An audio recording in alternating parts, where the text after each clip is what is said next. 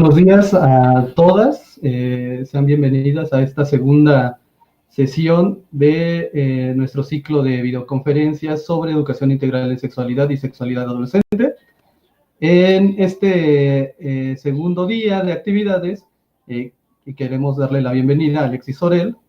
Él nos presentará la construcción social de la sexualidad adolescente. Y bueno, les cuento un poco del trabajo de Alexis. Primero, él es psicólogo, es miembro del comité impulsor de la Cartilla de Derechos Sexuales y Reproductivos de Adolescentes y Jóvenes, es coautor de la Asignatura Estatal de Sexualidad y Género para la Ciudad de México, así como coautor del curso virtual Hablemos del Embarazo en Adolescentes, una conversación indispensable para el Grupo de Prevención de Embarazo en Adolescentes de la Ciudad de México. Actualmente es miembro de los grupos para la prevención del embarazo en adolescentes del Estado de México y de la Ciudad de México. Es docente del Diplomado Superior de Educación Sexual es docente del Diplomado Superior de Educación Sexual Integral para Flaxo, Argentina, y es defensor municipal de derechos humanos de Cuautitlán Izcalli. Buenos días, Alexis, bienvenido. Buen día a todos y todas, sobre todo todas, que son más, me parece que son más mujeres las participantes.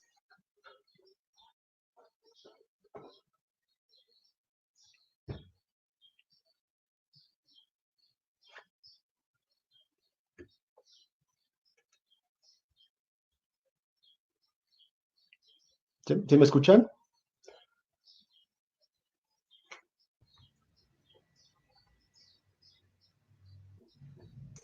Sí. Sí, buenos días. Sí, buenos días. Buenos días a todos y todas. Ed, no sé si se quedó pasmado, Ed.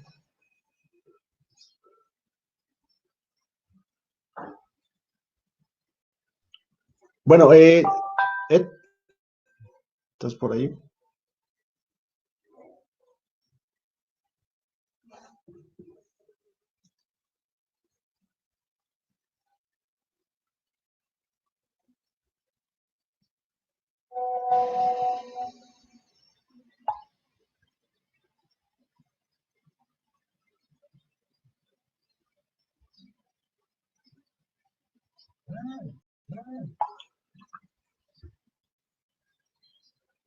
Bueno, vamos a dar inicio. Creo que al moderador tuvo un problema técnico, pero bueno, les recordamos que nos apoyen apagando sus micros para que no haya interferencia durante la ponencia. Al igual, para que podamos tener la asistencia de ustedes, tanto en Jitsi como los que nos van a estar viendo por YouTube, es importante nos escriban en el chat de ambas plataformas su pregunta, alguna pregunta que quieran realizar, y nos la dejen con su nombre completo y pregunta para poder. Este video va a estar en YouTube dentro de 24 horas, que es lo que tarda esa plataforma. Entonces estaríamos hablando que el día de mañana ya va a estar disponible para que lo vean aquellas personas que no lo estén viendo en transmisión en vivo, o tengan que interrumpir la mirada de la videoconferencia en algún momento para que la puedan ver completa el día de mañana. A partir de esta hora, de 11, 12 de la mañana, ya estaría disponible en la plataforma de YouTube.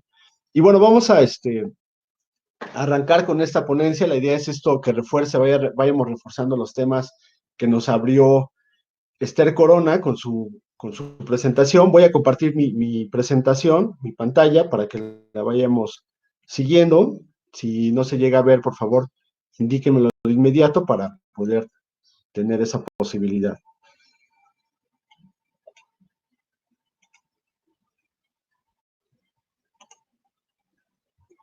Vale, bueno, pues el tema es la construcción social de la sexualidad, que este es un tema en particular que me gusta, me apasiona mucho, porque es un enfoque para dar una mirada distinta a lo que es la sexualidad. Sabemos que cuando encontramos diferentes definiciones de ella, la OMS, OPS y demás tienen definiciones u otras aproximaciones, la vamos a considerar como aquel desarrollo que tiene que ver con lo emocional, lo social y lo biológico. Sin embargo, esta mirada, que se basa prácticamente en una de Jeffrey Wicks, un psicólogo, que tiene su artículo que se los vamos a enviar posterior a esta conferencia, que es La invención de la sexualidad. Él plantea 5 componentes que infieren o intervienen en cómo la persona, hombres y mujeres, van construyendo su sexualidad de acuerdo a su contexto, con elementos que a veces no miramos en otras posturas o en otros aportes. Pero él se basa mucho en Michel Foucault, y Foucault, pues, sabemos, para los que tengan en esta corriente sociológica, antropológica, ecológica, pues quizá ya lo hayan leído, tiene sus 3 libros de mayor tiempo sobre sexualidad, y recientemente, hace 2 años, surgió el 4.º libro, ¿no? De la historia de la sexualidad.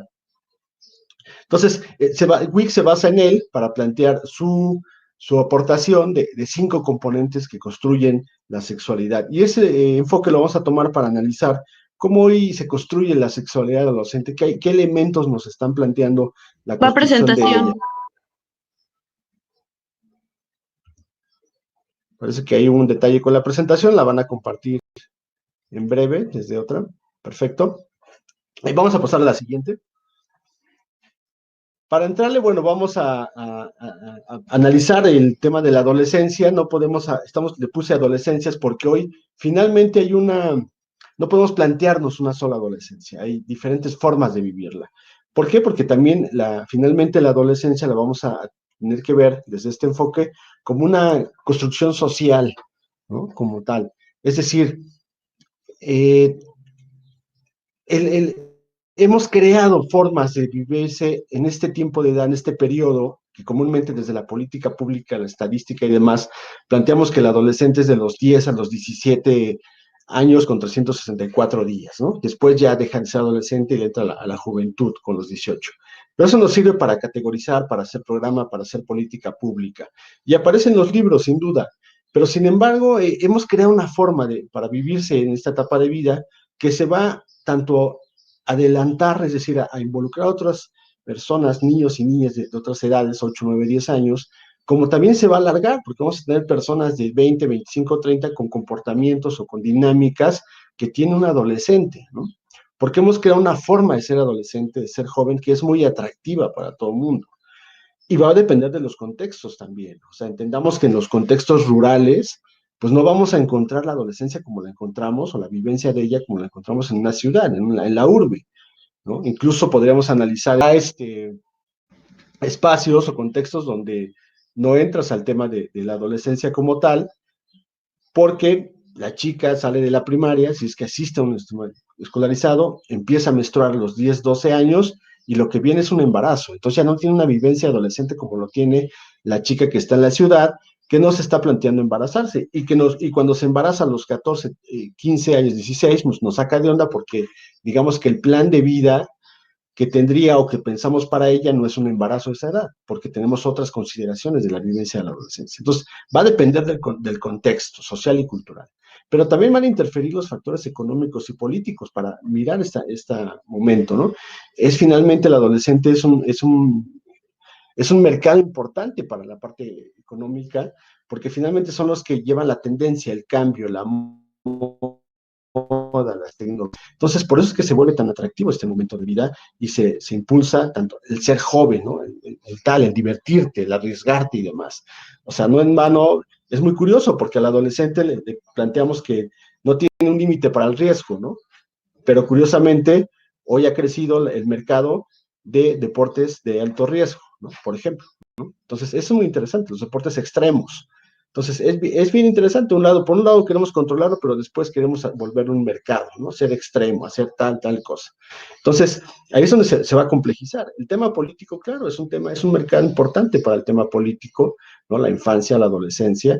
Más sin embargo, pareciera que de repente no le ponemos atención, y un tema de ellos es el embarazo adolescente, ¿no? Que, por ejemplo, no hay recursos destinados realmente para hacer una campaña fuerte sobre educación sexual que incide en el embarazo adolescente. Tenemos la Estrategia Nacional para la Prevención del Embarazo, pero no tiene recursos como tal, ¿no? Entonces, lo que vamos a plantear desde esto, entendiendo que es un proceso cultural, social, económico y político, es que más de hablar de una adolescencia en un periodo de 10 a 17 años, con 364 días, tenemos que hablar de procesos de adolescización, ¿no? Procesos donde vamos a mirar esta etapa y nos va a ser muy atractiva, repito, para la niña de 8 años va a ser muy atractivo vestirse y comportarse como una chica de 14 y 15 años, ¿no? Pero también vamos a tener chavos, chavas de 25, 29 años que se van a comportar, porque en el tema económico, por ejemplo, van a estar siguiendo auspiciando por papá y mamá. Entonces tenemos, por ejemplo, jóvenes que estudian la maestría, estudian el doctorado, pero siguen a expensas económicamente de padre y madre, ¿no? Porque también hay un mercado laboral factible para salir e enfrentarse a ese mundo, digamos, adulto.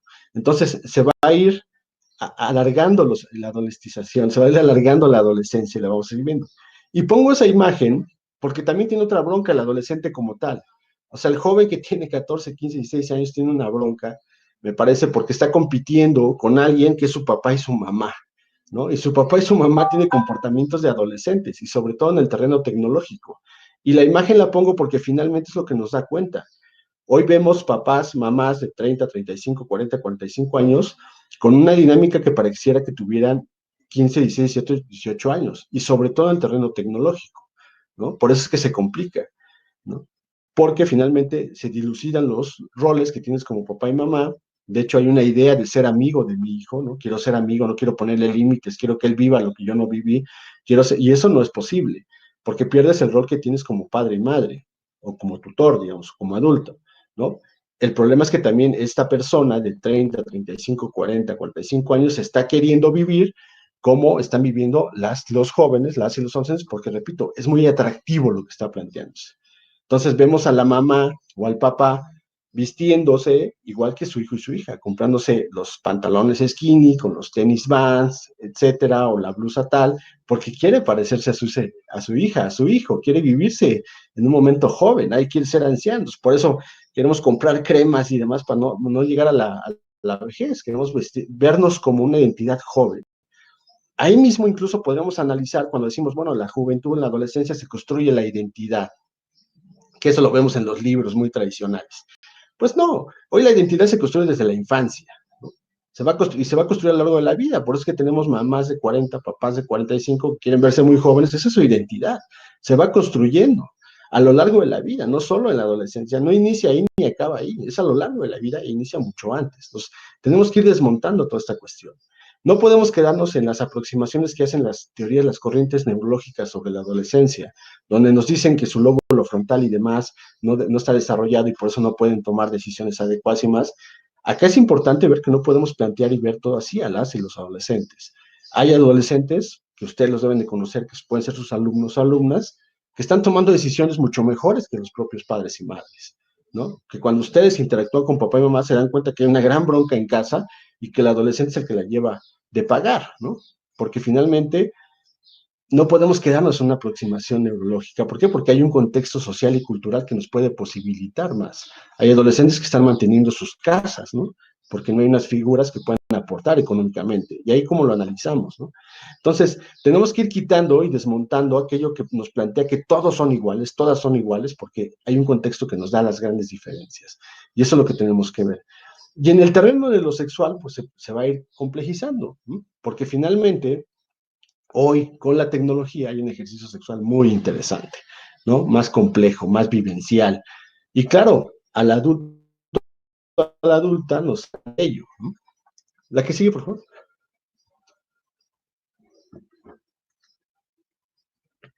Entonces, la sexualidad es este enfoque, vamos a plantear una definición o una aproximación desde esta mirada, pues tiene que ver con las ideas, ¿no? O sea, las ideas, las creencias, los mitos, los prejuicios que tenemos acerca de ella, ¿no? O sea, si lo planteamos en el terreno adolescente, pues vamos a decir, bueno, los adolescentes son calientes, empiezan a tal cosa, la masturbación te hace daño, ¿no? Si te masturbas te salen pelos en la mano, te vas a quedar chaparro, los hombres son los únicos que se masturban, etcétera, ¿no? Vamos a crear una serie de ideas y de creencias, ¿no? Hacia ellos. No hay que hablarles a los adolescentes sobre sexualidad abiertamente porque les despertamos el deseo, que esa es una frase que constantemente vemos en las escuelas, ¿no? No les hablen porque les van a despertar el deseo. No les den condones porque los van a alborotar, ¿no? Bueno, y ahorita los vamos a ir desmontando, todas esas creencias que tenemos, pero que influyen en cómo construimos la sexualidad.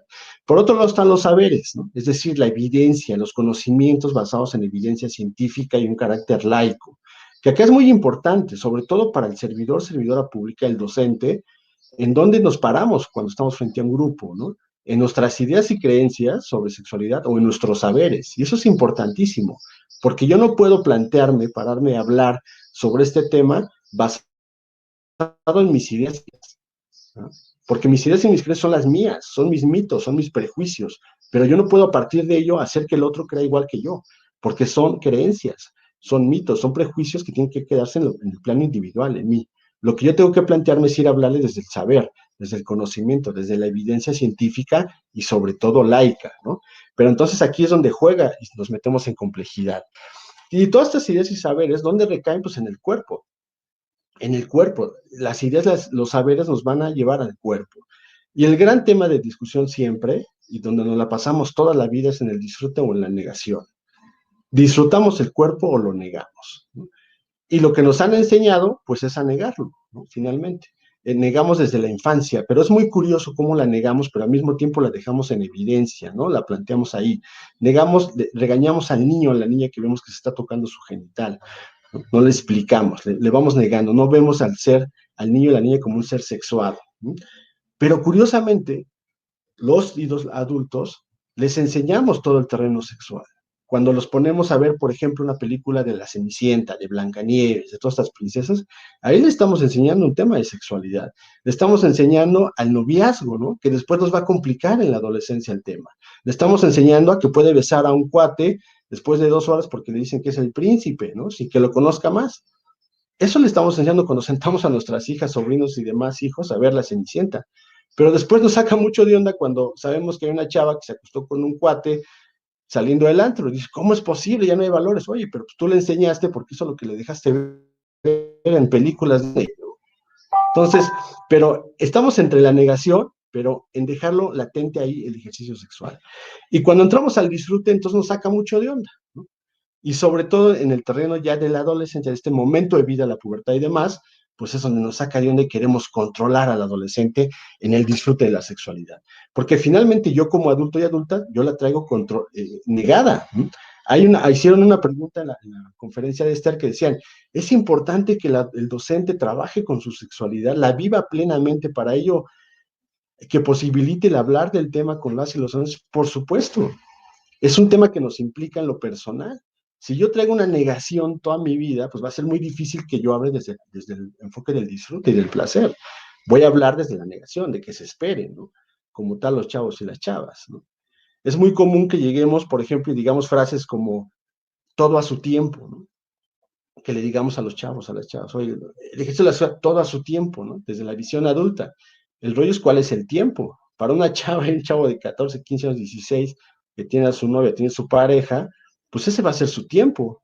No es el tiempo del adulto, pero el adulto trae una visión donde quiere controlar ese ejercicio con base en él. Para él, su tiempo será después, a lo mejor, de casarse a los 25, ¿no? Y iniciarlo en la primera noche, en la luna de miel. Tal vez esa sea su creencia, pero ese no es el tiempo que tiene el adolescente. El problema es que se conjuga lo mío, mi historia, con lo que yo quiero darles a los otros y que se comporten como yo, ¿no? Porque me han enseñado más a negarla que a disfrutarla. Entonces, el disfrute nos cuesta mucho trabajo y vamos a ser, lógicamente, ahí es donde entra el contexto social, cultural, político, económico, ¿no? La que sigue, por favor. Acá pongo, por ejemplo, esta imagen, ¿no? Que nos cuesta mucho trabajo a las y los adultos, ¿no? El perreo, el reggaetón, ¿no? Dices, bueno, el reggaetón, fuera de que hay un reggaetón, hay muchas letras misógenas, que esa vamos a considerar lógicamente que no puede plantearse así, tiene que cambiar, pero hay un reggaetón, hay otra música que no plantea la misoginia, pero que deja en evidente el rollo sexual, y eso es lo que nos bronquea, que es evidente, que es explícita, porque no estamos acostumbrados a la explicitud de la sexualidad, del deseo y del placer, entonces nos bronquea. Pero yo creo que más de uno hay uno de los que nos están mirando, nos van a mirar, cuando escuchan un reggaetón, por lo menos mueven a una parte del cuerpo, la más mínima.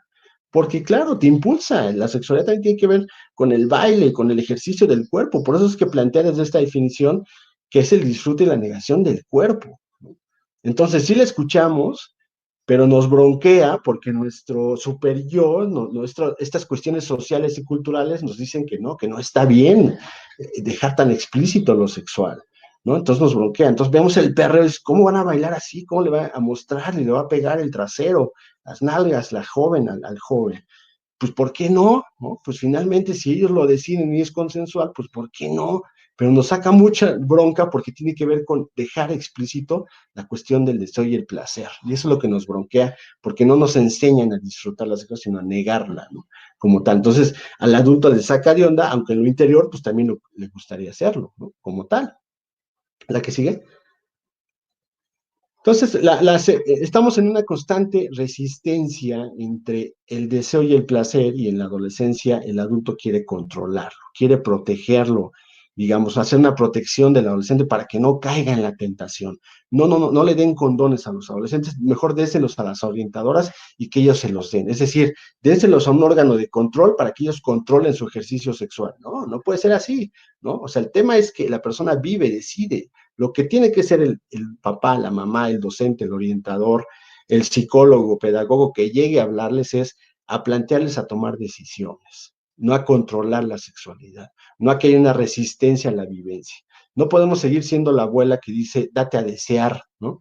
Pues sí, ya me di a desear, pero ya no quiero darme a desear, ya quiero darme a sentir el placer, pero nos bronquea. Entonces, como no les enseñamos a que ese compartirse con alguien sea de manera adecuada, pues por eso tenemos violencia, embarazo, infecciones, porque nos hemos ido hacia espantarlos, hacia el riesgo, hacia asustar sobre el ejercicio sexual, en lugar de dar elementos para disfrutarla y evitar todas estas consecuencias.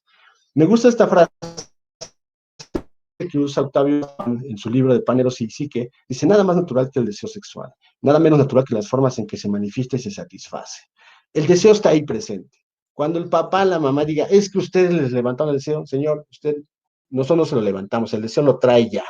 Y usted se lo levantó cuando le puso la Cenicienta a Blancanieves y lo pone a bailar y le pone reggaetón en sus fiestas de cumpleaños en este momento de infancia. No podemos plantearlo como tal, de que lo llegamos a despertar. Ustedes como docentes, cuando abren su libro de biología en el bloque 4 en ciencias, en primer grado, no les van a despertar el deseo ya está ahí presente. Cuando llega el servidor público a hablarles del tema, el deseo está ahí, no es que se nos van a dar a conocer, no, el deseo ya lo siente, lo tienes porque lo tenemos desde la infancia. Entonces, el problema es el placer, cómo lo manifestamos, lo movemos, ¿no? Porque eso es cultural, ¿no? La vivencia, de qué manera. Yo les pongo el ejemplo, ¿no? Hoy, en la pregunta que les hacíamos del pretest, dicen, el sexting no es un derecho sexual, ¿no? No es posible que el sexting sea un derecho sexual. Señores, el sexting es un derecho sexual, porque es una práctica sexual. Que implique riesgos es otro tema, y lo que a nosotros nos implica es favorecer a que haya el mínimo riesgo si tú decides hacer una práctica de compartir, en este caso, tus nudes. El deseo está ahí. Hace 20, 30, 50 años, el deseo estaba manifestado no en una nude, estaba manifestado en un chismógrafo. Acuérdense que muchos pasaron un chismógrafo. Querías ver, a ver a quién le gustabas, ¿no? A ver qué le gustaba a esa persona. Ese era el sexting, el pack y demás. El papelito donde le decías a tu compañero, me gusta, nos vemos a la salida. Eso era la práctica del sexting en ese momento. Hoy es otra, hoy es compartir la nude, hoy es compartir mis tetas, mis nalgas, mi cuerpo con el que me gusta. Claro, el gran problema es que como no hemos hablado claramente del terreno sexual con las y los adolescentes, con papá y mamá, pues hay estos riesgos porque seguimos estigmatizando con prejuicios y demás al cuerpo, sobre todo de la mujer. Porque no es lo mismo el riesgo que tiene un hombre al compartir su pene erecto, al compartir los senos una chava. Las grandes broncas que tenemos hoy por el tema de compartir es con las mujeres. Y es un tema de género, y es un tema de misoginia, y es un tema de control de la sexualidad de las mujeres. No nos implica igual. Y yo creo que muchas mujeres que están acá conectadas en sus redes sociales, en algún momento han de haber recibido su Facebook, Instagram y demás, alguna imagen de algún pene erecto. ¿Y qué te implica? Y dices, bueno, lo borras y demás, pues es que ni siquiera lo compartes, ¿no? Como tal. Más sin embargo, si en el tema de las mujeres, si comparten una parte de su cuerpo, entonces es la bronca, ¿no? ¿Y por qué? Porque seguimos considerando que el placer, que mostrar el cuerpo es malo, ¿no? Entonces, claro, genera morbo y generamos la denigración cuando se filtra alguna, ¿no? Pero acá repito, el deseo está ahí presente, la forma en que se manifiesta, se hace es diferente. Antes fuera el chismógrafo, hoy es la nude y demás. ¿Qué a nosotros nos toca? No a negar una práctica, no a decirles no es un derecho, más bien es a favorecer que si alguien decide hacer esa práctica, la haga con el menor riesgo y teniendo en cuenta qué consecuencias puede tener, que analice el contexto donde lo va a enviar. Pero es un derecho, señores y señores, nos guste o no, porque es una práctica. Ajá. Es como, imagínense, ¿no? Ahorita que acaba de pasar su día de los docentes, que decían, oye, ya está, ya no va a ser un derecho o no va a ser algo grato hacer la fiesta para los docentes, ¿no? Donde se juntan todas las supervisiones. ¿Por qué? ¿Por qué se negó esa posibilidad de hacer la fiesta? Pues porque resulta que había infidelidades, se salían a cochar los docentes entre ellos, etcétera. Oiga, pero pues eso es decisión de cada uno. Ah, pues sí, ¿no? Pues no puedes decir, pues no, es un derecho su fiesta. Que ya alguien decida tirarse al amigo, al docente, porque le gusta, pues ese es su rollo. Y si es consensuado, bien. Si hay violencia, pues ya es otro rollo. Pero si hay consenso, pues adelante. ¿Que hay riesgo? Claro, porque en esa infidelidad puede quedar un embarazo, puede quedar una infección, o puede ser muy chida porque tomaron sus medidas y no hay bronca. Entonces, eso es lo mismo. Entonces, hoy necesitamos cambiar y replantearnos el chip, la mirada, el paradigma de cómo vamos a analizar, cómo estamos construyendo la sexualidad, sobre todo en el terreno tecnológico. No podemos analizar o plantear desde una mirada de antaño lo que hoy estamos viviendo. Y no la podemos tan mirar así, porque aquel que la está mirando, analizando desde antaño, también está viviendo lo mismo que el adolescente. Yo creo que muchos de los que estamos viendo, si indagamos en nuestro celular, podemos encontrar alguna nude, en un historial de búsqueda, alguna página porno, o incluso podríamos tener una conversación erótica con alguien que no es precisamente nuestra pareja, o a lo mejor que sí es la pareja. Es decir, en nuestro celular, en nuestro redes sociales vamos a encontrar algo sexual, que es lo mismo que puede estar viviendo mi hijo, mi hija, mi alumno, mi alumna, ¿no? Ese es el tema. De repente controlamos, pero es que porque yo también lo estoy viviendo, por eso es que yo planteé al inicio, el adolescente real, el que está a las 15, 16, 18 años, tiene una competencia que es su papá y su mamá, ¿no? En la imagen posiblemente alguno de los dos, papá, mamá, está filtrando, está ligando con alguien, ¿no? A través de su celular, estando ahí su hija y su esposa o su esposo al lado, porque esa es la dinámica que tenemos hoy, similar a lo que está planteando. A mí me da mucha risa cuando veo a los especialistas en televisión y demás, cuando hablan de tecnologías de la información y demás, que siempre se refieren al adolescente. El adolescente tiene riesgos, se los está viviendo. Señores, démonos cuenta que todos y todas hoy estamos viviendo. Acá todos tenemos celular, ¿no? Estamos en contacto con las tecnologías. Entonces, todos estamos expensos, o todos estamos con la posibilidad de vivir algo de eso. Hoy es muy interesante, pero hoy como vemos personas de 50, 60 años que están en aplicaciones como Tinder, ¿no? Ligando. Una señora de 60, 65 que se conecta con un cuate de 40, 35 y se lo tira, ¿no? Entonces, no solo es de los adolescentes, ahí está el tema. Y ese es otro tema para otra videoconferencia. ¿Cómo vamos a plantearnos hoy la vivencia de la sexualidad en los adultos mayores? Porque nos abren otras posibilidades, el Viagra, las tecnologías de la información, etcétera. Pero eso es para otra videoconferencia. ¿La que sigue? Entonces, acá pongo esta imagen, yo les recomiendo vean este cortometraje que se llama Girls Room, que es una pareja con síndrome de Down, ¿no? Que se meten en una bronca porque no usan condón y se embarazan. Entonces viene todo el dilema si hay la maternidad en una mujer con síndrome de Down, con su pareja con síndrome de Down. Es muy interesante porque también otro aspecto donde negamos el ejercicio sexual es en las personas con discapacidad, en los niños, en los adolescentes con discapacidad. ¿Cómo, no? ¿Cómo unos chicos con síndrome de Down, con parálisis, con retraso, con cuestiones psicomotoras, van a vivir las cosas? Pues claro, claro que la van a vivir. Oye, pero tiene un retraso y se comporta como de 8, pero su edad realmente biológica es 16. Está teniendo erecciones y quiere masturbar. Pues claro, porque hay una parte de nuestro cuerpo que es un componente biológico que nos está diciendo que está presente el deseo. ¿No? Ahí está presente como tal. Digo, para los que somos de cierta generación, ustedes recuerdan la película del Castillo de la Pureza, ¿no? El deseo estaba ahí presente en los hermanos y llegó a manifestarse en el beso, ¿no? Porque ahí está. El papá no los dejaba salir, no veía YouTube, no veían porno, no había sexting, pero el deseo estaba ahí presente, ¿no?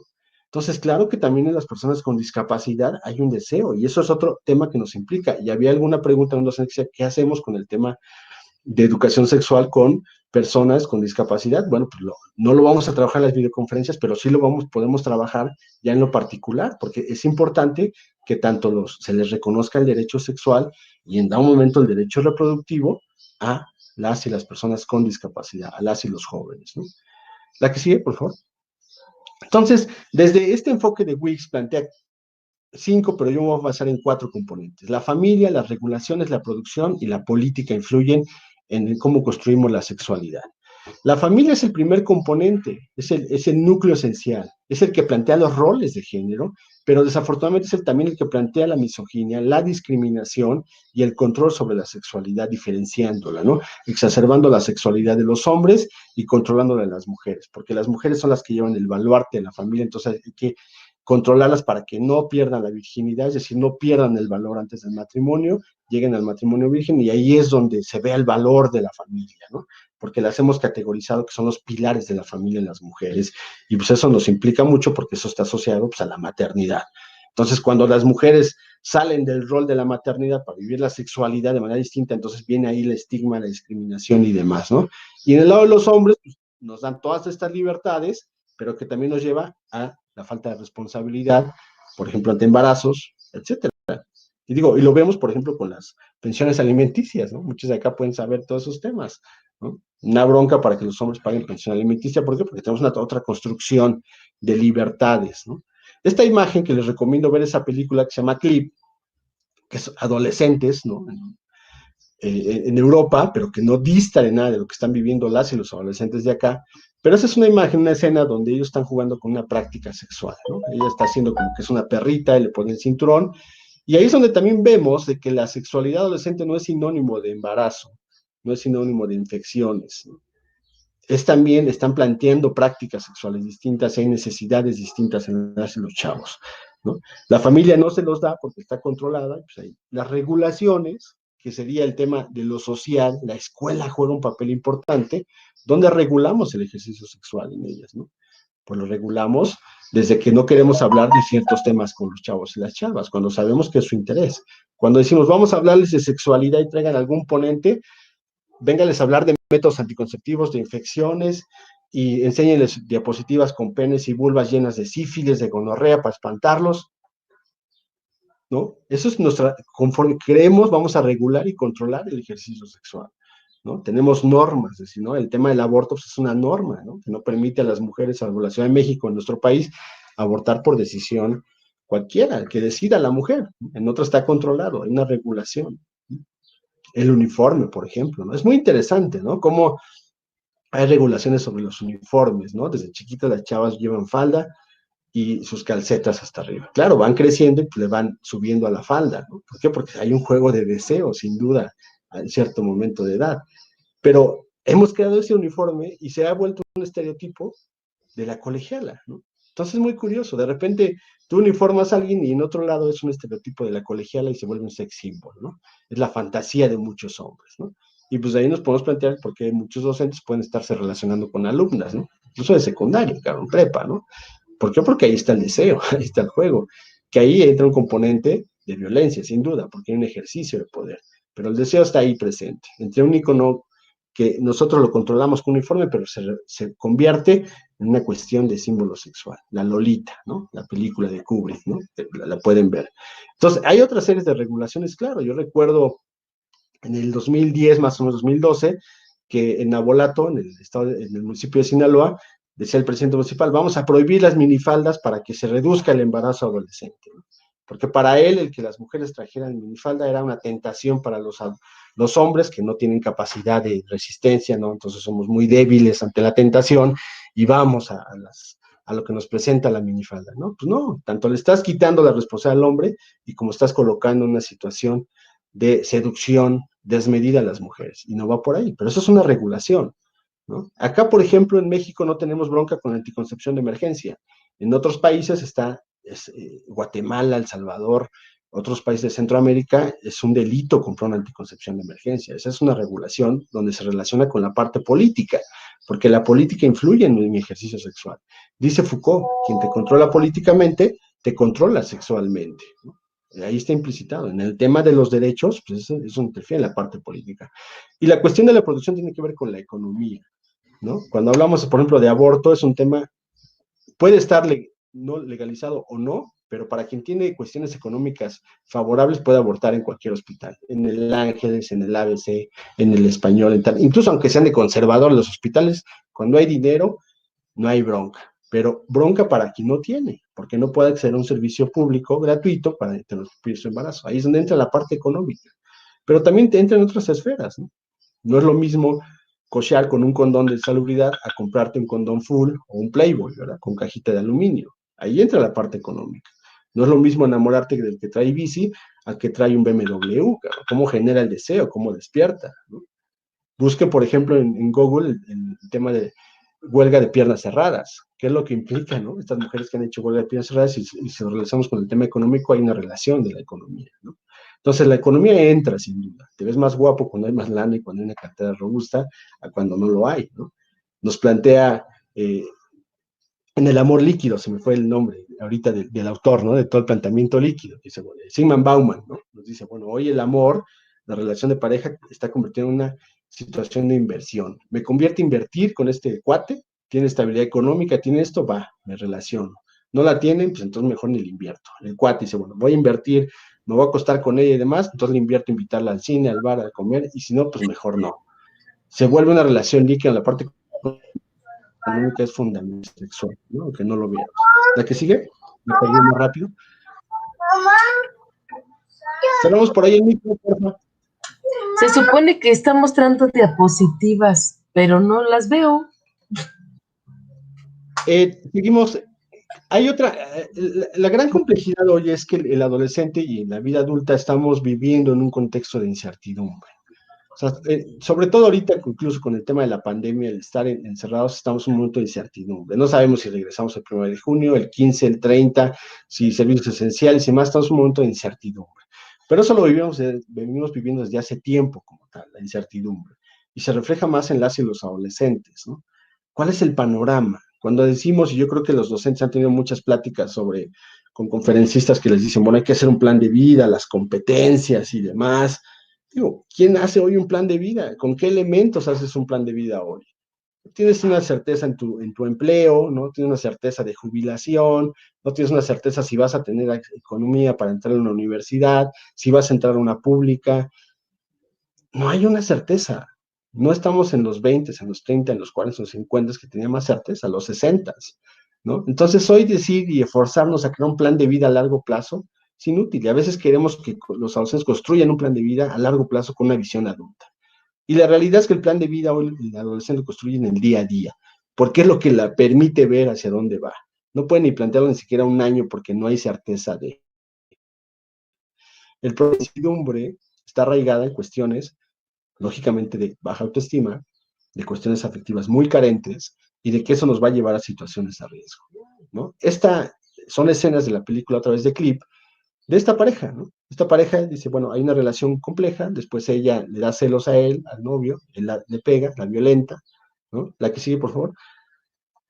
La violenta, la que sigue, pero al final ella se da cuenta que la violencia, como muchas mujeres lo viven acá, o algunos hombres, tiene que ver con sentirse querida, sentirse protegida. Y bueno, y terminan besándose segundos después de que la violentó, ¿no? Porque ella ya siente que la quiere, ya siente que es él, y él siente que ya puede controlarla a él. Es un momento de incertidumbre. ¿Por qué? Porque se va a arraigar a lo que tiene, no va a buscar otras opciones, ¿no? Y eso lo están viviendo las y los jóvenes y sin duda también mujeres y hombres adultos, ¿no? Este es un momento, y el problema de la incertidumbre es que nos lleva a arraigarnos a lo tradicional, ¿no? Entonces nos va a arraigar a las prácticas violentas con la pareja, nos puede arraigar, y esas prácticas nos pueden llevar a embarazos adolescentes, ¿no? Etcétera, o a prácticas de autolesión o al mismo suicidio. ¿Qué nos dicen los jóvenes? Hicimos que después se los compartiremos, 10 grupos focales con adolescentes de Cortés Izcalli de diferentes población dentro del municipio, diferentes zonas, de secundaria y de prepa. Entonces, les pregunta, hay una pregunta que dice, ¿cuáles son los temas que te interesan sobre el tema sexual? Y desde el adulto podemos pensar que es en métodos anticonceptivos y demás, porque es lo que comúnmente hacemos con ellos, y resulta que los temas que les interesan son autoestima, ansiedad, depresión y cómo prevenir el suicidio. Eso habla de afecto, y eso es lo que menos hablamos, ¿no? Porque no lo estamos pensando. Queremos controlarlo, queremos protegerlo, entre comillas, en lugar de caminar junto con el adolescente. Y eso es un cambio de chip muy complejo. Tenemos que cambiarnos a decir, no, el adolescente no necesita ser protegido, no necesita ser controlado, necesita ser acompañado, necesita que le demos elementos para que vaya tomando decisiones y vaya construyendo su camino, no controlarlo y decirle este es el camino correcto, porque ese camino correcto es el que tiene la visión adulta, pero a lo mejor al adulto le funcionó, pero a él, al hijo, al alumno, tal vez no le funcione porque estamos en otro momento de vida. La que sigue, que ya tengo poquito tiempo. Y acá es otro tema, les decía, el tema hoy de lo virtual, de las tecnologías de la información, que Trilce nos lo va a ampliar, pero no quería dejarlo porque tiene una implicación muy importante con la sexualidad, el ejercicio, el manifestar el deseo. Pero también nos vivimos en una parte virtual y en una real, ¿no? Tenemos una vivencia en nuestras redes sociales y tenemos otra vida real acá, ¿no? Y lo hacemos, y esto para todos, les repito, no solo son las y los adolescentes. Desde que tú agarras tu cámara, bajas una aplicación y le pones un filtro para que te adelgace la cara, te quite las mejillas, te haga de color la piel, te la clarifique, te ponga ojos verdes, eso es un mundo virtual que no es real. Desde que agarras una posición para tomarte la foto para que no se te vea la lonjita o demás y se te vea estilizado el cuerpo, eso es algo virtual que no es lo real. Y tanto lo hace el adolescente, y creo que incluso también no es el adolescente, el adulto también lo hace, la adulta, ¿no?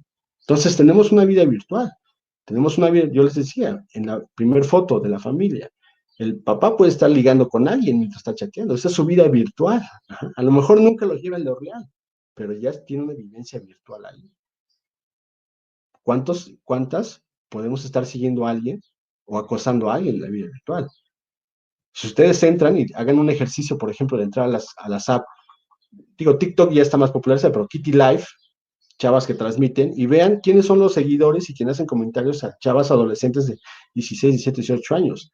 Son hombres no de misma edad, cuates de 35, 40, 50, 60 años, que pueden ser sus maridos, sus parejas, sus tíos, sus abuelos y demás.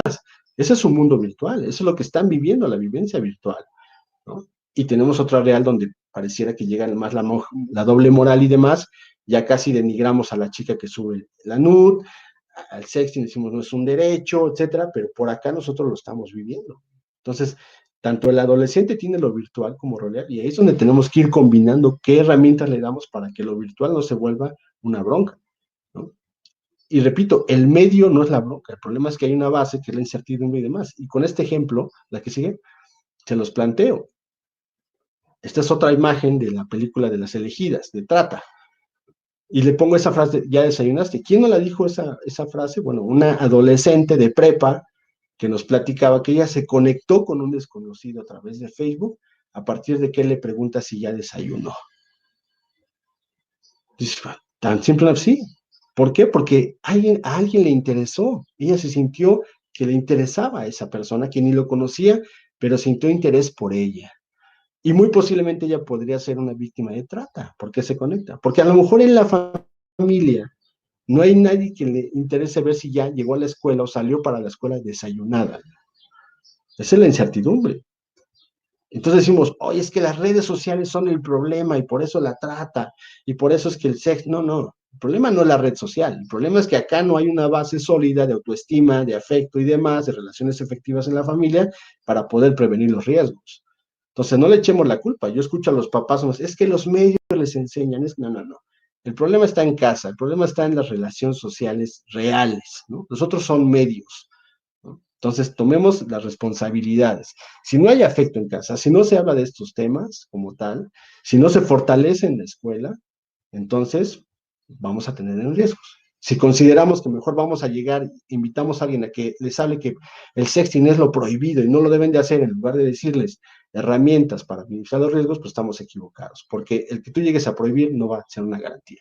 Y es muy interesante, porque en la pregunta del PRES había una sobre si prohibir las redes sociales era efectivo y la mayoría decía que no. Pero cuando hablamos de nudes, de sexting, entonces ya no están de acuerdo que ya sea un derecho o que sea algo apropiado de la vivencia de sexualidad. Qué curioso, ¿no? ¿Por qué? Porque ahí está implícito el placer y el deseo y el ejercicio sexual, sobre todo en las chavas, ¿no? Que decían la pregunta de la dignidad. ¿Pierde la dignidad la chava por subir su foto? Pues no la pierde. La pierde cuando hay un cúmulo, un círculo social que la denigra. Entonces, bronca de los otros. Ella subió porque quería mostrar, compartir su baile, su foto en bikini, con minifalda. Entonces, los otros son los que nuestro prejuicio, nuestra creencia, vamos a esa denigración. La que sigue, ya para cerrar. Bueno, yo les invito a que vean esta serie, a lo mejor muchos ya la vieron, que es Sex Education en Netflix, que nos da una clara realidad de dónde está la vivencia adolescente. Y hicimos en el ejercicio de los grupos focales que les comparto, prácticamente lo que nos dicen los chavos es lo que está pasando en la serie, y sobre todo más del 50% está aprendiendo educación sexual, ellos nos dicen, en Netflix, en esta serie de Sex Education. ¿Qué es lo que plantea la serie? No plantea embarazo, no plantea infecciones, solo hay una escena de donde hablan del método anticonceptivo, que es el condón, y no pelan ni al maestro. El tema es deseo, placer y afecto. Y en la temporada 2 se ve también las situaciones de los adultos, no solo de los chavos, ¿no? Entonces eso nos da idea de dónde estamos también los adultos como carentes en este rollo. Eso es lo que necesitamos hablar con los chavos, de reconocer que son sujetos sexuados, que tienen derechos sexuales y reproductivos, que hay una necesidad de placer como todos y que hay una cuestión afectiva importante. Nos dicen los adolescentes, oigan, díganos cómo le ayudamos a mi amigo que anda en depresión, que hay en ansiedad. Las chavas de prepa dicen, por favor, vengan a hablarnos de ansiedad. Eso habla de afectividad, de incertidumbre, ¿no? Entonces, es importante. La que sigue. Entonces, los retos creo que a las familias hoy, desafortunadamente las familias hoy son un factor de riesgo, ya no podemos considerarlos como un elemento importante, son un factor de riesgo, discriminan, violentan, abusan y demás.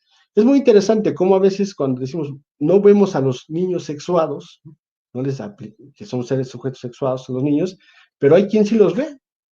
El abuelo, el tío, el amigo de la familia, el primo, el propio padrastro, el propio padre, los ve y hay un abuso sexual.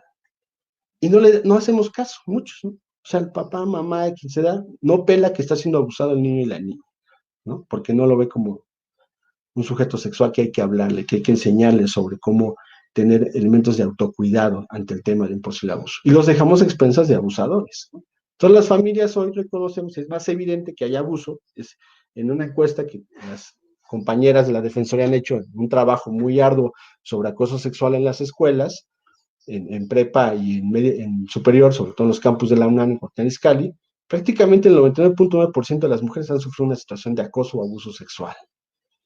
¿Y dónde es el escenario mayor? Es en la casa. ¿Y quiénes son? Son los hermanos, son los tíos, son los primos, son los amigos de la familia, son los abuelos y demás. ¿Quién las ha apelado? Casi nadie. ¿A quién le han compartido? Muy poco, porque sienten que no les van a creer.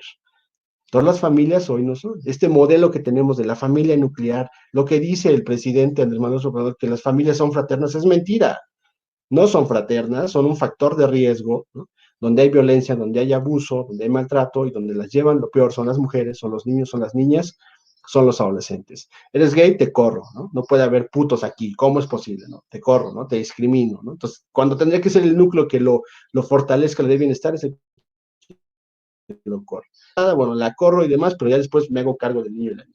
Entonces, es un tema complejo de contradicción. Entonces, hay que cortarle cosas a las familias, ¿no? No, el modelo nuclear que todavía queremos seguir preservando de papá, mamá, hijo, perrito y camioneta y casa geo no existe, es inexistente porque no caben tantos en una casa geo, entonces hay que quitar a alguien. Entonces, hoy más del 25% de hogares mexicanos están encargados por una mujer.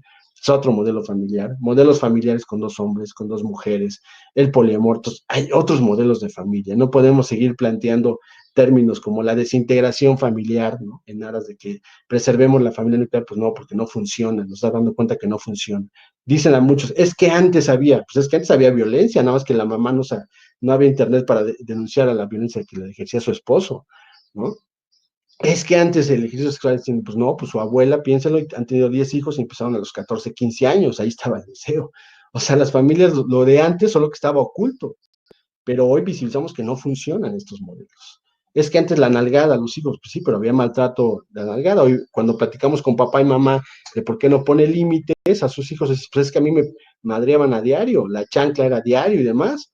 Pues entonces no era tan bonita la familia de antes como pensamos, hay violencia. Entonces hay que cortarle y hacerles otros moldes, porque no es posible, ¿no? Y ni siquiera moldes, porque no podemos encajonar a muchos en un solo molde. Hay una diversidad. Entonces hay que analizar el tema de la familia. Las instituciones, y que le puse un símbolo de actualizar, como lo usamos en las páginas de internet, un refresh, un refrescar, tenemos que plantear nosotros, ¿no? El servidor público, el docente y demás, tenemos que refrescarnos y cambiar los paradigmas. Los propios especialistas que estamos en el tema de adolescencia, que la mayoría estamos arriba de 40 y demás, las nuevas generaciones de especialistas traen otros temas sin duda, pero muchos criticamos las redes sociales y ni siquiera las conocemos, ¿no? Platicaba con sexólogos de 40, 50 años, oye, el sexting, oye, ¿qué es el sexting? Puta, pues, ¿cómo le vas a criticar algo si no sabes qué es? ¿No? Entonces, queremos analizar el contexto de hoy con lo que leímos hace 20, 30 años, lo que planteaba Vygotsky, Piaget, Freud con su etapa de latencia, pues señores, ellos no vivieron lo que estamos viviendo ahora, tenemos que refrescar la teoría, no podemos seguir analizando con lo de antaño, no podemos seguir planteando que la etapa de latencia se vive igual ahora que como se vivía hace 50, 60 años que lo planteó Freud, o más tiempo, ¿no? O sea, tenemos que refrescarnos como tal. Les repito, no podemos plantearnos y pararnos frente a un grupo a partir de mis creencias. Tiene que ser a partir del saber, de la evidencia científica y laica. Y lo que aquí creo es que el grupo, el compartir entre ellos son el mejor elemento, porque si la familia no es un referente, los docentes desafortunadamente hoy dejaron de ser un referente y eso es muy preocupante, porque en encuestas de 10, 20 años donde se les preguntaba a los chavos, chavas, si el docente era un referente para hablar de educación sexual, aparecía en los primeros lugares. Hoy, tan solo en los 10 grupos focales que hicimos, el docente es de los últimos que es como referente para hablar de educación sexual. Y eso es muy inquietante porque ustedes son muy importantes en este tema, porque pasan gran tiempo de vida con los chavos.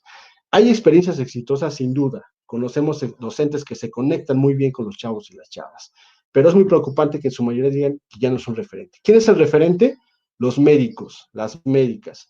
Pero ahí hay un reto. Ellos lo ven a partir de que ellos plantean que hay un saber en ellos, no de que sepan, porque desafortunadamente tampoco los médicos y las médicas nos hablan de manera adecuada de la sexualidad, porque no se forma el tema en las escuelas de medicina, ¿no? Hay prejuicios, hay mitos y demás, pero lo ven porque ellos plantean que el médico o la médica representa información científica, y eso es muy importante y concreta, que es lo que piden los chavos. Información concreta, sin miedos y demás. Y lo que digo que entre ellos se pueden apoyar, porque no tienen referentes adultos que les favorezcan, es experiencias que hemos escuchado, donde dice, un chavo adicto, que no lo corren de la escuela, el profesor le pide al grupo lo apapache, es decir, le dé afecto, lo integre, y eso en un ciclo escolar favoreció que él dejara las adicciones. Esa es una experiencia en Ecatepec, en una secundaria, ¿no? Muy interesante.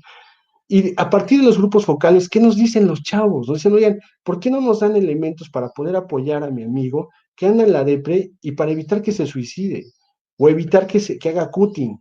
Eso es muy interesante, cómo el chavo ya está planteando desarrollar ciertas habilidades para ayudarle a su amigo, a su amiga, ¿no? Porque finalmente es el que conoce cuál es el tenor, qué es lo que está viviendo esa persona que está a su lado, de su misma edad.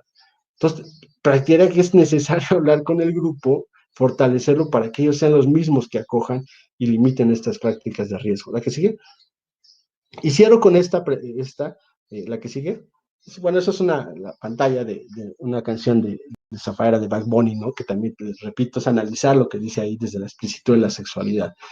Y dice esa frase de un adolescente español que dice, bueno, la adolescencia es una creación cultural, una invención que depende de cada cultura, y desafortunadamente la nuestra no está sabiendo qué hacer con ella. Y no está sabiendo qué hacer con ella, repito, porque también estamos inmersos en ella como tal, en un momento que no nos tocó vivir, pero que nos aferramos a vivirla como si hubiésemos estado en esta generación como tal. Cierro con esto, muchas gracias. La que sigue para que vean las redes sociales y bueno, si hay chance para las preguntas, pues las vamos respondiendo.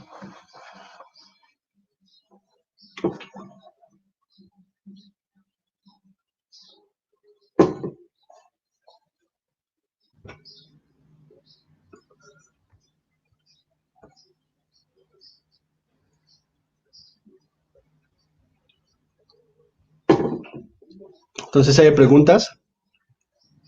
Sí, muchas gracias, defensor. Entonces, pues vamos a dar este espacio para las personas que estuvieron siguiéndonos la transmisión dentro de la plataforma de YouTube y así como de Jitsi. Entonces, la primera pregunta nos la hacen vía YouTube y la pregunta es, ¿cómo influye la escuela en el desarrollo de la sexualidad del adolescente? ¿Otra vez se cortó? ¿Cómo influye la escuela en el desarrollo de la sexualidad del adolescente? Ok. Bueno, mira, es un tema importante. O sea, la escuela es fundamental porque es quien convive por lo menos, al menos 6 horas con los chavos y las chavas, y es donde se vierte las necesidades, es donde se dan las relaciones entre ellos en la parte física, la otra está dando en las relaciones en las redes sociales, pero es donde tienen una posibilidad de encontrar a alguien para hablar del tema, ¿no? Es donde van a encontrar quizá la primer novia, el primer novio, donde van a sentir, donde van a compartir a lo mejor su orientación sexual hoy en día. Entonces juega un papel fundamental. Les repito, desafortunadamente hoy que nos dicen los chavos que el docente no tiene una implicación importante o es un referente para hablarles del tema, nos preocupa porque antes sí era figura, y que lo que creemos es que hoy están en un dilema las y los docentes en atender la necesidad del chavo, pero con la ansiedad del control o del miedo de los padres, ¿no? Porque, repito, los padres hoy son los que menos conocen qué pasan sus hijos. Cuando se les invita, y eso no me dejarán mentir los docentes, se les invita cuando hay una bronca con sus hijos en la escuela y llegan los padres, lo que hacen es ponerse, en su mayoría, enojados, enérgicos, mentando madres y demás. Es decir, no hay una apertura al diálogo, porque si abren el diálogo, papá y mamá va a caer en cuenta que hay una falla en su paternidad y en su maternidad. Entonces el docente de repente está en el sándwich donde prefiere mejor controlar al adolescente, ¿no?, que meterse en bronca con papá y mamá. Pero aquí es donde tenemos que fortalecer al docente para que sea realmente el canal para que se pueda comunicar abiertamente con la y el chavo. Lo que el chavo quiere es ser escuchado, que se comprenda su necesidad, que se le hable de manera concreta. Hoy los chavos traen mucha información, no crean que tampoco, hoy el docente cambió de papel, no es el sabedor del 100% de las cosas, es un cuate que va a facilitar el aprendizaje y el conocimiento, y eso ustedes lo saben más, yo creo que tenemos ya muchas conferencias sobre esos temas, pero ya no son lo que saben, porque el chavo puede llegar con una cantidad de información porque ya la leyó en Wikipedia, en otras páginas, ya vio videos, etcétera. Entonces, lo que nos implica es facilitar que ese conocimiento sea el más adecuado, ¿no? El chavo quiere hablar de otras cosas. ¿Qué nos preguntan a nosotros cuando vamos a las escuelas? Los temas que salen acá, afecto y demás, pero también de prácticas sexuales, de sexo anal, de sexo oral, de qué hago si soy eyaculador precoz, tengo miedo porque si me deja mi chava porque soy eyaculador precoz y pues ella quiere más. Son esos miedos, esos temores que tienen para poder vivir. Entonces, ¿qué implica el docente? Pues que tenga los elementos para escucharlos, acompañar a ellos, y en ambos, si no se sabe, si no se tiene la información, tampoco es que queramos que los docentes sean expertos en sexualidad, simplemente en que tenga la habilidad para acompañar al adolescente, para que puedan aprender juntos. ¿Qué son las características que piden los chavos y las chavas de un docente? Que sea empático, que escuche, que no los juzgue.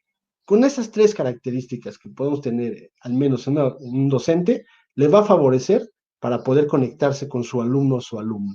Y ustedes juegan un papel fundamental. Por eso es el primer tema de orientaciones técnicas. Y la pregunta que le hicimos en el pretest, ¿qué tan capaces se sienten para implementar un programa de educación sexual en sus escuelas? Que en el pretest planteaban un 50% más o menos que no se sienten capaces, un poquito más, pero que para eso estamos ahora, con estas videoconferencias y con acompañamientos, una estrategia que les vamos a plantear en lo futuro de acompañamientos prácticamente personalizados, para que podamos implementar buenos programas de educación sexual, con habilidades de ustedes que tengan y que las transmitan a sus alumnos, para poder aliviar todos estos temas que están planteando la escuela, porque la escuela juega un papel fundamental en el terreno de la educación integral en sexualidad. Sí, gracias.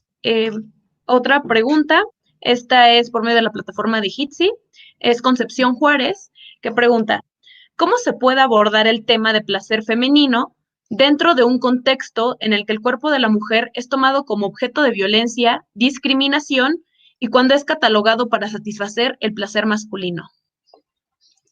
Bien, creo que esa pregunta es importante, Concepción. Mira, yo creo que finalmente es lo que planteaba. ¿Cómo vamos desmitificando, vamos quitando las creencias y los prejuicios sobre la sexualidad y en específico la sexualidad femenina? Pero a la par la sexualidad masculina, porque todo esto que comentas del prejuicio, la mirada, que las veamos como objeto sexual, que las cosifiquemos, parte mucho de que la sexualidad masculina, cómo construimos los hombres, es a partir del porno, ¿no? O sea, el porno es nuestro referente para construirnos sexualmente los varones. Que las mujeres estén viendo porno, claro, hay algunas que están viendo porno, o muchas que están viendo porno, pero prácticamente el porno está pensado hacia los varones, para satisfacción de los varones. Entonces, si aprendemos en ello, pues prácticamente vamos a ver a una mujer como un objeto sexual que grita, que gime, que acepta todo y demás, una cuestión de sumisión. Entonces, tenemos que, por un lado, trabajar con los hombres para decir, a ver, esto que pasa acá no es lo real. Acá es una película, acá es un video que tiene una finalidad. Pero lo real es esto, y lo real es que te vas a encontrar una mujer, un hombre que tiene miedos, que tiene temores, pero que también pueden ser muy sexuales, que pueden expresar su deseo de esta manera y todo. ¿Cuál es el tema? Es hablar y es dialogar. Y eso es lo que nos va a ir permitiendo y reconocer que la sexualidad femenina se ha visto de manera histórica, vedada, tapada, cubierta con prejuicios, con falsas creencias, e ir desmontando todo eso. Es analizar y es dar cuenta a partir de lo que estamos viviendo. Hay una pregunta, por eso una pregunta en su prete es, ¿qué tan capaces se sienten de abordar el tema de pornografía? Porque si tú agarras hacer un debate con tus alumnos sobre qué pasa en los temas pornos, eso te va a dar muchos elementos para ir dando cuenta que es irreal y que hay que tener otra mirada hacia las mujeres, la sexualidad, pero también los hombres tenemos que cambiar nuestra posición. Cuando a los hombres nos bajen los temores de que lo debo de tener grande, debo durar 1 hora, no debo eyacular tan rápido, etcétera, etcétera, entonces nos vamos a permitir hablar de manera sensata con nuestra pareja, sea otro hombre o sea otra mujer, en pensar en una relación heterosexual, o sea un rollo entre mujeres, porque tampoco es que una pareja entre mujeres lésbica no tenga estos miedos y temores, claro que los tiene. Entonces, es permitirnos hablar claramente de qué pasa conmigo, ¿no? ¿Por qué yo, mujer, me siento apenada? ¿Por qué me pidió la nud y antes de pensar si se la mando, ya me sentí agredida? A ver, ¿por qué te sientes agredida? Pues porque voy a perder mi dignidad, etcétera. Eso es lo que hay que analizar con los chavos y las chavas. Y eso es lo que les va a aligerar las tensiones que hay sobre el ejercicio sexual. Porque, como dice la definición de sexualidad que les presenté, nos enseñan más a negarla. Y cuando la negamos, no hablamos. Y si no hablamos, entonces no podemos llegar al disfrute, ni quitar prejuicios, ni quitar falsas creencias, estigmas y demás. Son herramientas muy fáciles para todo. Solo es escuchar, no juzgar y estar abiertos a que hay otras miradas, hay otras formas, y aquí hay cosas que no nos van a gustar, pero eso que no nos gusta hay que pensar el por qué no nos está gustando como docentes y demás escucharlo, porque, como les decía al principio, el tema sexual tiene una implicación porque tiene que ver conmigo, con mi persona, con mi desarrollo. Entonces, y es eso, y eso lo podemos ir también a hablar, les repito, en temas ya apoyo, acompañamiento personal, a estas preguntas muy concretas en el futuro. De acuerdo, gracias. Otra pregunta que nos hacen en YouTube, Jessica Roxana Ruiz, que dice, ¿qué factores influyen la construcción de una identidad y qué tan importante es que el docente construya una identidad para poder enseñar? Mira, yo creo que los factores, pues lógicamente está el contexto, ¿no? Es la cuestión cultural, social, en qué momento estás de vida, ¿no? Los factores económicos y demás. Pero el docente creo que hoy, les repito, creo que la identidad, o más bien el papel del docente hoy es facilitar, quitarse, yo creo que es muy complicado, sobre todo para los docentes que tienen una trayectoria larga de docencia, para los que son más jóvenes, pues tienen menos bronca, pero es como cambiamos de ser el sabedor, de pensar que tengo que saber todo, a mejor facilitar y también a entender que el adolescente hoy nos va a enseñar que el ciclo de aprendizaje es un círculo, es un ciclo, no va, yo le enseño al docente, el adolescente y el adolescente va a ir aprendiendo porque él no sabe. No, hoy el adolescente sabe mucho y tan solo en el terreno de las tecnologías, las y los adultos somos a quien les preguntamos, oye hijo, oye alumno, ¿cómo abro un WhatsApp? ¿Cómo le entro a Instagram? ¿Qué pasa con Twitter? ¿Qué hace algo esto? ¿Por qué el celular ya me presentó? Porque ellos tienen ese saber. Y es donde estamos dando cuenta que el aprendizaje tiene que ir de allá para acá y de acá para allá. Ya no solo puede ir del docente al adolescente, sino también puede ir de ellos y ellas hacia acá, hacia el servidor público que se para frente a un grupo, ¿no? Entonces, es abrirnos a ello, ¿no? Y es posibilitar que hoy podemos aprender junto con ellos, como tal, ¿no? Entonces, no es que el docente tenga que ser el superpoderoso en el tema, sino que simplemente tenga la posibilidad de no juzgar, de abrirse y tener estos elementos para poder aprender de los chavos y las chavas. Y en el terreno sexual, de la educación sexual, pues es eso, es hay una experiencia muy interesante, si ustedes pueden ver, les comparto el link, que se los compartan en WhatsApp, de la experiencia que tuvimos con la asignatura estatal en la Ciudad de México, ¿no? Con una docente de secundaria de primer grado. Incorporó la asignatura, que eran 3 horas a la semana durante todo el ciclo escolar. El primer 15 días fue mucha bronca porque los papás se resistieron, hicieron una huelga con la directora, bueno, una manifestación de que no querían educación sexual.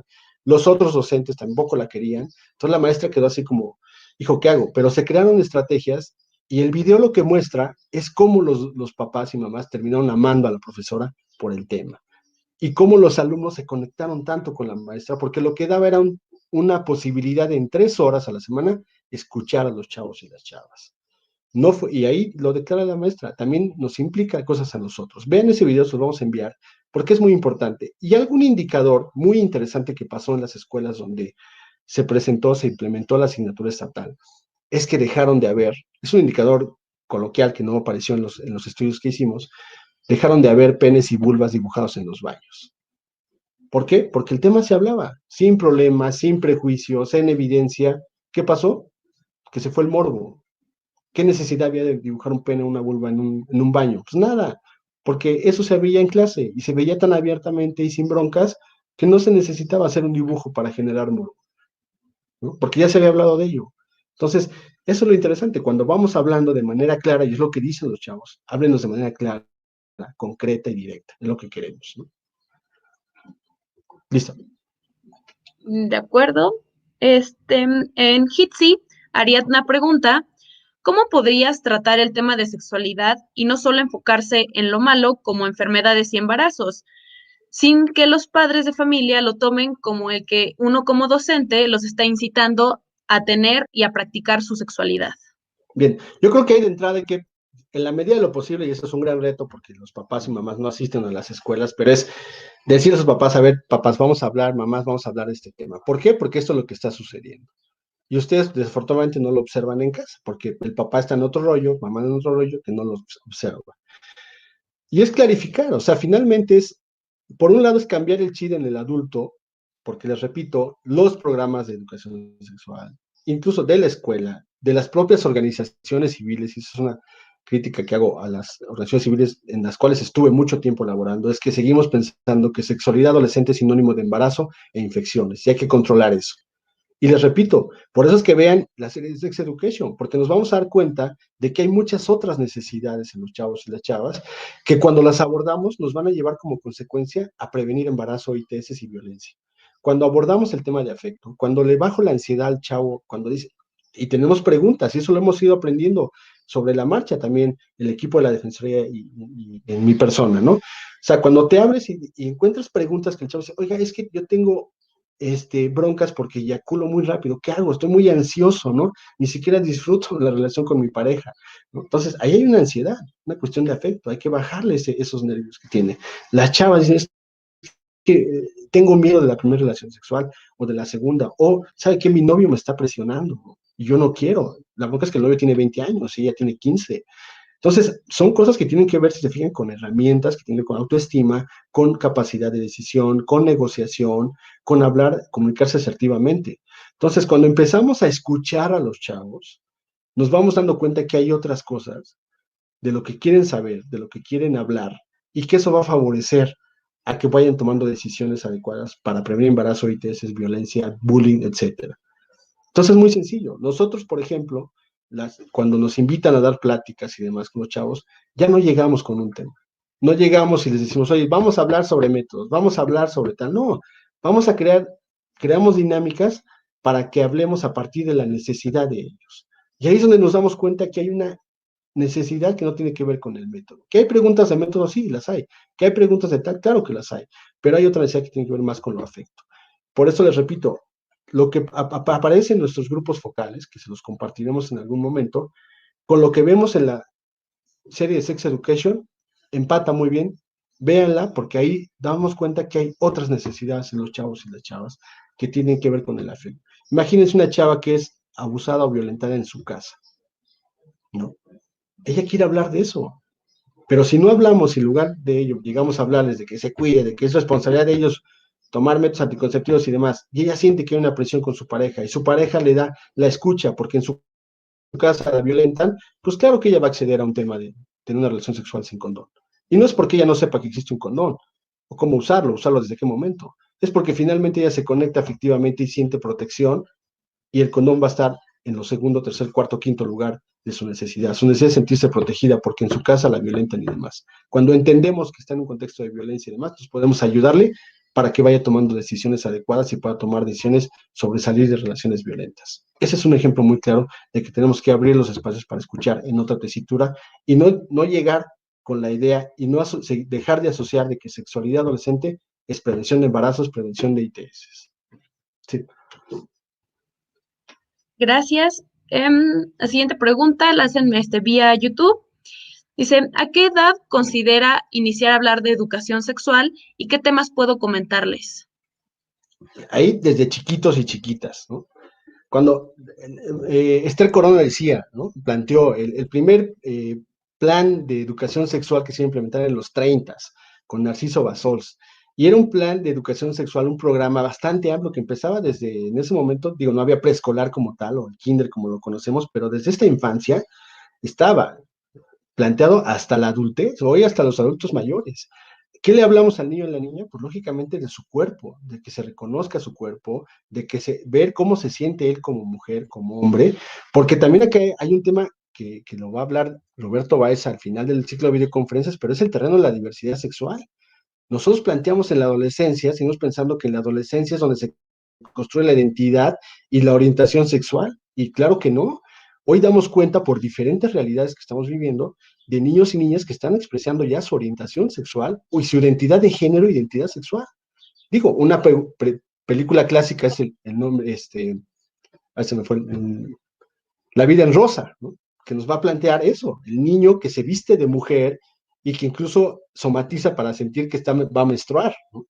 Entonces estamos viendo que el niño y la niña ya está expresando su identidad sexual, su identidad de género, y por ende va a ir construyendo, va a ir planteando, mostrando, identificando su orientación sexual. Entonces hay que hablarles a los niños y a las niñas desde su cuerpo, de que lo conozcan, de cómo se sienten como mujer, como niño, y darles herramientas para que se pueda ir previniendo temas de abuso sexual, que ese es el gran riesgo que tienen los niños y las niñas, sobre todo en la escuela. En la casa, perdón. La casa es el primer espacio donde hay abuso y violencia sexual hacia niños y niñas. Entonces, vamos hablándoles de su cuerpo, de cómo se sienten, y dejar de ver a la sexualidad en negativo y no mandar los mensajes de que cuando se tocan el pene o demás, los castigamos, los regañamos. Los castigamos y los regañamos y esa es una gran puerta a un abusador o una abusadora, porque el niño se va a sentir triste, denigrado, y va a asociar el regaño con su cuerpo y va a decir, si me toco no voy a hablar porque me van a regañar. Entonces, quitamos la posibilidad del diálogo con padres y madres o en la escuela. Los docentes que dicen, hijo, el niño, veo que una niña se está tocando constantemente con la banca. ¿Qué pasa ahí? Bueno, un comportamiento como este tiene que ver posiblemente con una situación de violencia, alguna cuestión de violencia intrafamiliar que esté generando en la niña y lo expresa en lo sexual. ¿Qué hay que hacer con la niña? Pues identificar y empezar a hablar. ¿Qué siente cuando toca eso? ¿Por qué lo siente y demás? Pero es hablar desde la infancia sobre el cuerpo y vamos a ir avanzando. Los propios niños y las niñas nos van dando cuenta de cómo vamos a ir avanzando y qué tema les vamos a ir hablando. Les decía, hoy posiblemente nos aparezcan preguntas a los 7, 6 años, 6, sobre pornografía, que antes quizá no. ¿Y por qué? Pues porque hoy el niño, y creo que con el confinamiento que tenemos hoy muchos niños de 4, 5, 6 años están pegados a un celular, a una tablet, y tienen más posibilidad de ver videos, etcétera, o por los hermanitos. Entonces vamos a tener preguntas que quizá antes estaban en la pubertad, hoy con niños. Y es lo que, y nos tenemos que enfrentar, tanto el docente como papá y mamá, a investigar para ver cómo contestamos esas preguntas, ¿no? Que son temas que van a ir surgiendo. O a lo mejor, imagínense, les prestas el celular, papá, mamá al niño para que juegue y de repente en todo movimiento, en toda búsqueda que hace, pues se encuentra la nud, ¿no? Del papá o la mamá, pues, oye, ¿por qué está el pene aquí, papá, no? Entonces, pues hay que explicarle por qué está el pene en el celular que le prestaste. Entonces, prácticamente ellos nos van a ir diciendo, nos van a ir marcando el ritmo de qué necesitan saber, ¿no? Y sobre todo indagar, cuando nos hagan preguntas, de dónde viene la pregunta. Pero hoy ellos nos van a dar el ritmo, no es inventarlo. Y claro, para ustedes como docentes y demás, pues tienen muy claro, en los programas de estudio, en preescolar se habla mucho de género, de identidad y demás. Ya en primaria seguimos con ello, pero ya tercero, cuarto, quinto, sexto, ya se empieza a meter el tema del cuerpo, de los aparatos reproductores, aparatos sexuales, métodos anticonceptivos en sexto. En primero secundaria, pues nos siguen hablando de métodos de embarazo ya en los libros de texto hoy de biología, en el bloque 4, que nos pareció un avance importante el año pasado, hicimos una revisión, perdón, en el 2018 hicimos la revisión, que ya incluyen un capítulo de embarazo y un capítulo de diversidad sexual, que es muy interesante porque es hablar de homosexualidad, hablar qué es bisexual, qué es lesbiana, qué es transgénero, qué es transexual, y eso es muy importante porque hoy los chavos y las chavas, y repito, desde primaria, secundaria sobre todo, están expresando ya su orientación sexual. Y eso es fundamental, trabajarlo para que no estén en contextos discriminatorios y demás. Entonces, el programa de estudio nos va a dar una idea, pero también tener muy claro que por la socialización va a haber muchas cosas que rebasen el plan de estudios de lo que quieren saber los chavos y las chavas. Y para eso es que hay que estar muy abiertos al diálogo con ellos y ellas. Sí, creo que ya estamos sobre tiempo. Sí, entonces, una última. Pili en Jitsi pregunta, ¿cómo podemos abordar los prejuicios en cuanto al sexting con familias sobreprotectoras, de tal manera que los jóvenes no se sientan culpables por tener estas prácticas? Sí, yo creo que ahí con las familias eso es hablar, a ver, es entender en qué contexto estamos, qué estamos viviendo y comprenderlo. Las prácticas que teníamos para ligar, para romancear 30 años, pues cambiaron. Hoy tenemos a partir de las tecnologías de la información con una posibilidad no solo de palabra, de escucha, sino de imagen y video, ¿no? Entonces es comprender que es una dinámica que está en el ejercicio sexual. Claro, hay que dejar claro que hay riesgos porque tú subes una foto y así sea tengas candados en tu Facebook, pues es pública finalmente, ¿no? Entonces, es decir, a ver, este es el panorama, señores, ¿no? La negación no nos ayuda en nada, cerrarnos los ojos no nos ayuda. Por ejemplo, desde la Defensoría trabajamos el enfoque de reducción de riesgos. A los chavos no les decimos no sextes, ¿no? Analicemos qué implica el sexting. Implica que puede ser A, B, C los riesgos. ¿Cómo hacemos para minimizar el riesgo? Si tú decides hacerlo. Si no decides, muy bien, qué bueno. Pero si decides, entonces vamos a ver cómo hacemos para que sea el menor riesgo de que haya la filtración se puede dar, pero que ese filtrado no te implique y no te genere una discriminación, estigma y demás. Tenemos ahí unas infografías que se las mandamos al ratito por vía WhatsApp. Pues lógicamente lo más básico, no te saques la cara, ¿verdad? No te saques la cara. Si tienes un tatuaje en el seno que se ve visible en cualquier, pues tapa el tatuaje si vas a mandar los senos. Si te la vas a tomar en tu casa y la gente sabe que tienes una virgencita atrás, pues no te la tomes la foto con la virgencita a espaldas, ¿verdad? Porque van a saber que es tu casa. Si quieres mandársela a alguien, en este contexto de amor romántico, que de repente dice, bueno, estoy súper enamorada de él, entonces la voy a enviar a él, pero el día de mañana ya truena la relación y por el enojo la comparte, pues ponle una marca de agua a tu foto, ¿no? Para que sepas que se la mandaste a él. Y si él la comparte, sabes perfectamente que él la pasó y puedes hacer una acción legal con la ley Olimpia, ¿no? Que lo va a hablar Trilce en la siguiente conferencia, ¿no? Y así podemos tener más elementos. Hay aplicaciones para poder que se difumine la foto en cuestión de segundos, se la envías y se difumina y no puedes hacer captura de pantalla ni nada, ¿no? Entonces, hay unas herramientas y es hablarle a los papás y mamás sobre ello. A ver, señor, el tema es que la práctica está presente. Repito, no solo de ellos, también los papás lo saben, porque muchos también lo hacen, no quiero quitar el dedo en la idea que los adultos estamos también en esas prácticas y que incluso les va a ayudar a ellos.